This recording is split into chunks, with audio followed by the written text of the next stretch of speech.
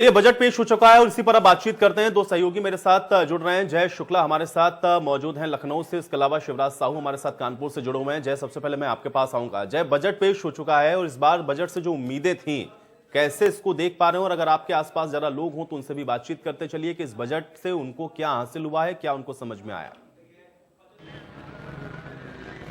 बिल्कुल आयुष, आपको बता दें कि जिस तरह से आज निर्मला सीतारमण ने नवा बजट पेश किया है मोदी सरकार का, ऐसे में लोगों को जो उम्मीद थी, जो वो कितना उस पर खरी उतरी हैं, ये बात करने के लिए हमारे साथ में तमाम लोग हैं। यहाँ पर हम राजधानी लखनऊ के एक थोड़ा सा ग्रामीण क्षेत्र है, यहाँ पर ग्रामीण से जुड़े हुए लोग हैं, उनसे बात करते हैं कि आखिर क्या उम्मीदें थी और क्या मिला उनको।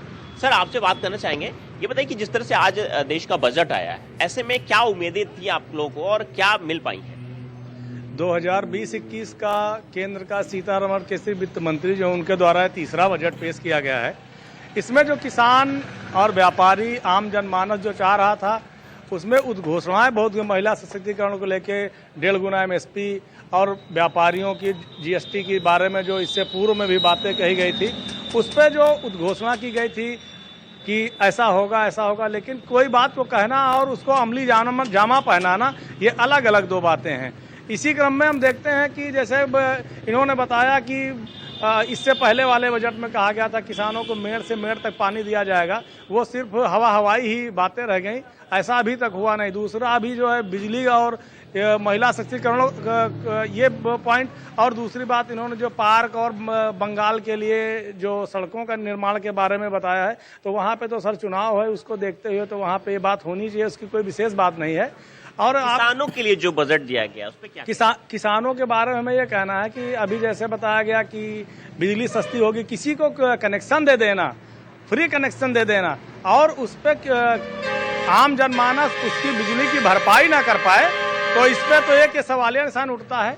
जैसे कहा कि कई कंपनियां आ रही हैं बिजली की, आप जिससे चाहें उसके जो सस्ता हो उसको पकड़ें, तो ये तो जैसे हो गया कि चाहे आप जियो करें, चाहे आप एयरटेल यूज करें, तो इस तरह की ये बिजली की जो व्यवस्था है, ये आदमी की मूलभूत सुविधाएं हैं, इनको आप जो है नेटवर्किंग पावर से जोड़ना अच्छी बात नहीं। बिल्कुल, हमारे साथ में और भी कुछ लोग हैं, उनसे जानते हैं। सर, क्या लगता है कि जिस तरह से उम्मीद थी जनता को इस बजट से काफी, तो क्या मिला आप लोगों को? सर, इस बार का बजट ठीक था और हमारे युवाओं के साथ साथ इस बार बुजुर्गों का भी ध्यान दिया गया है, उनको इनकम टैक्स पे छूट दी गई है, और जो हमारे रिटायरमेंट लोग हैं उन 75 साल से ऊपर, उनको भी काफ़ी छूट दी गई हैं। तो बजट से सर संतुष्ट हैं हम। संतुष्ट हैं आप? क्या लगता है कि जिस तरह से तमाम और सेक्टर्स की बात की जाए, चाहे एजुकेशन सेक्टर हो या उसमें जो भी बदलाव किए गए हैं, उस पर क्या कहेंगे? अब एजुकेशन सेक्टर वगैरह के सर बदलाव तो ठीक है, लेकिन अभी हमारे लोगों के बच्चों की ऑनलाइन क्लासेस चल रही हैं, उस पर भी हम थोड़ा सा चाहेंगे कि सरकार फोकस करे और बच्चों का जो है पढ़ने लिखने में मन लगता रहे। जी सर। बिल्कुल। आयुष, हमारे साथ में कुछ जो रिटायर्ड पर्सन्स हैं वो भी हैं, जी। मतलब बुजुर्ग लोग भी हैं कुछ, हम उनसे भी बात करेंगे। सर, आपसे थोड़ा सा बात करना चाहेंगे, ये बताइए कि सरकार जो बुजुर्ग लोग हैं उनके ऊपर जो तमाम टैक्सेस थे उसमें छूट दी गई है, क्या कहेंगे उस पर आप? टैक्स हम समझे नहीं, टैक्स कहाँ छूट दी गई? नहीं, 75 साल से ऊपर के लोगों पर थोड़ा टैक्स पे छूट दी गई है, सहूलियतें दी गई हैं, और जो बुजुर्ग लोग हैं उनको खास सहूलतें दी जा रही हैं, तो क्या कहेंगे इस पर आप?